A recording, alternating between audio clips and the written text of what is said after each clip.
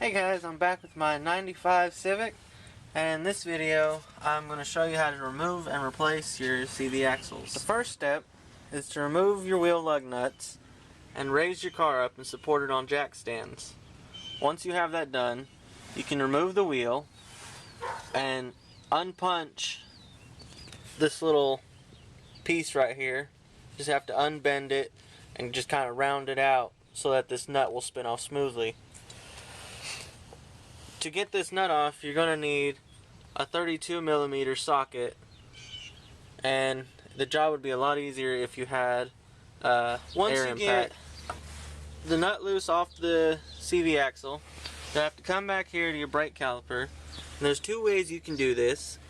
You can either take this nut out here and this nut here and move your brake caliper out of the way, and you can actually sit it just right behind where your brake rotor sits. The other way is to go ahead and take out the other nut that is holding the whole assembly together. There's one here, and there's one more right up here, and I mean that's the same deal. It'll still come off and come apart. Either way you want to do it. I went ahead and just took it off in two pieces. Alright, the next step here is actually optional, and all you have to do, once you have the brake caliper swung out of the way, is to just go ahead and pull your rotor off. You don't have to. I went ahead and did it just to have it done. It makes it a lot easier. Once you have your rotor off, next thing you'll have to do is come back here. You have this bolt here to take loose, and then just tap this with a soft hammer, rubber mallet, whatever you have, and on the other side you should be able, it should just actually slide out with no problem. If it doesn't, you can take a Phillips head screwdriver or something to stick down in that hole and tap it out the rest of the way. Once you have that out of the way, the next step is to loosen this nut here for the lower ball joint, and it should have a cotter pin in it, and you just have to bend that and move it out of and just pull it out of the way with some needle nose pliers or whatever you have, and loosen that and take that nut off. Once you have the nut loose here from your ball joint, you're going to need a tool, and this is the one I have. It's a pickle fork. You can also use a I think it's a ball joint removal tool, which is a lot better than the pickle fork, because the pickle forks will actually end up tearing the boots on your ball joints. But if you're going to replace them, then you can go ahead and use it. So all you're going to have to do is put it about right there, and on the other end of the pickle fork, you're just going to have to tap it a couple times with a sledgehammer, nailing hammer, whatever you have, until it pops loose and separates from the lower control arm.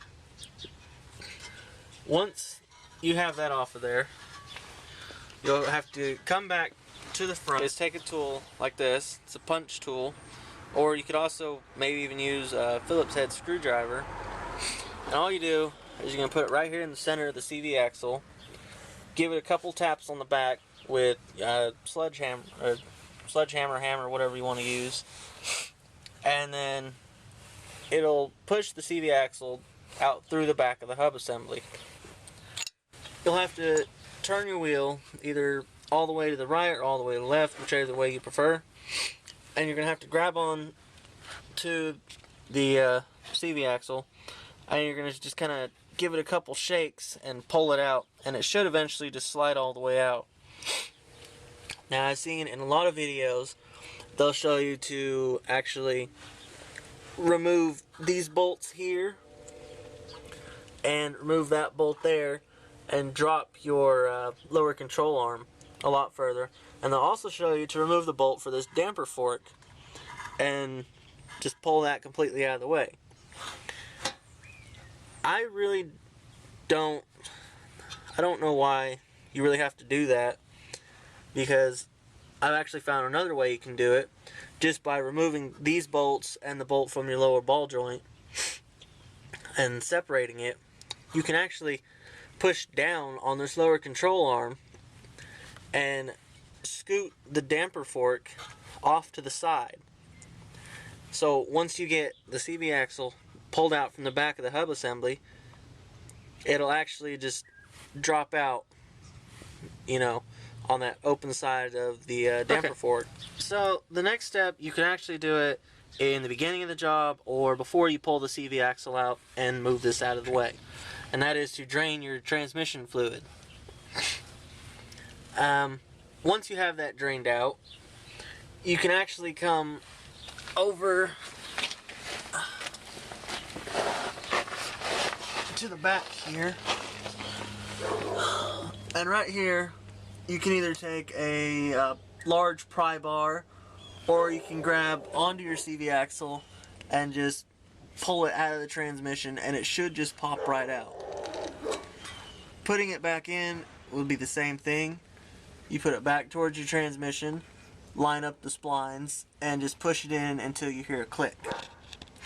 Once you have that done, you just have to go back and replace all of the nuts and bolts you had taken off in the beginning.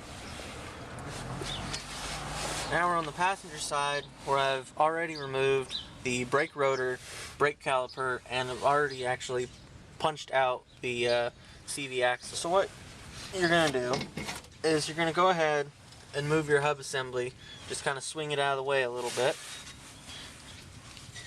You're going to grab onto the bottom of your lower control arm, push down on it, and with your other hand, you're just going to have to move the damper fork out of the way. Is to grab a hold of your CV axle and remove it from the transmission.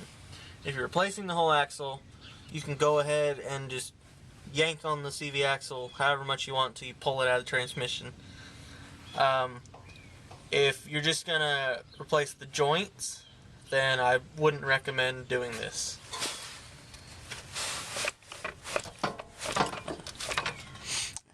If you had trouble pulling out the CV axle, you can also I'm going to try and use my pickle fork, but large crowbar or something like that will also work.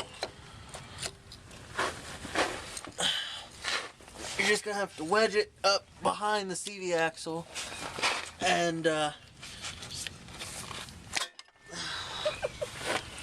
alright, one thing to remember, before you pop your CV axle out of your transmission, you want to make sure that you have it resting on the lower control arm, so that way, once you do pop it out, it doesn't come falling down on your face. Move your hub assembly out of the way. Push down on your lower control arm. Slide your damper fork over. And there you go. Hold the CV axle out. Damper fork still in place. Here we are, going to reinstall the new CV axle. Make sure you put it in. This side here is supposed to stick out through your hub assembly. This side here is going into your transmission. Notice the difference. Now, what you're going to have to do, take it, set it back up through your damper fork, slide it into the transmission, and make sure you get your splines to line up, and you'll feel it actually grab if you just kind of give it little turns back and forth. Once you have that in, all you have to do is give it a little push. Now we have the CV axle on the passenger side popped into the transmission. Gave us a little bit of trouble, but we finally got it in there. Next you're going to have to do is take this other side and slide it into your hub assembly. All you have to do there is take it and just kind of turn it and guide it into the back of that hub assembly.